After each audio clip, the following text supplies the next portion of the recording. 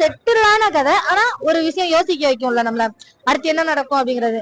அந்த இதை ரொம்ப அழகாவே கொடுத்திருந்த மாதிரி இருந்தது. ஆர்ஜே பாலாஜி சார் பாவம், அது ஒரு அப்பாவி ஆடு. ஆனா ஆடுன்னு சொன்னாலே அவருக்கு கோவம் வருது, அது ஏன்னு தெரியல. ஏன்னா அந்த அளவுக்கு அந்த படத்துல இருந்து முக்கியமா அவர் கோவம் வரதே 2-3 சீன்ல தான் வரும்.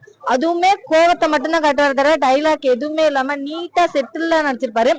செல்வராகவன் சாரோட ஆக்டிங் தான் கொரோனா மாசம் சொல்லலாம். ஐயோ எனக்கு அவ்வளவு ஒரு இதா இருந்தது, யார் நீன்னு கேட்கணுங்கிற அளவுக்கு இருந்தது.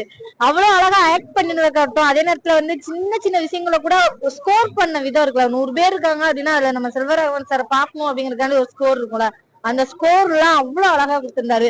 எல்லாத்துலயும் பின்னி படல் எடுக்காரு. அதுதான் எனக்கு கஷ்டமா இருந்துச்சு. ஹீரோயின் கிடையவே கிடையாதுங்க. ஹீரோயின் தான் நீங்க யோசிக்கிறீங்க. படம் என்ன அப்படின்னா ஜெயிலுக்குள்ள நடக்கக்கூடிய ஒரு கதை. ஒரு 100 சிங்கங்கள் சேர்ந்த ஒரு கேங்ஸ்டருக்குள்ள மாட்டிக்கிட்ட ஒரு ஆடு. அந்த ஆடு எப்படியாவது நம்மள தப்பிக்கணும்னு நினைக்குது. என்ன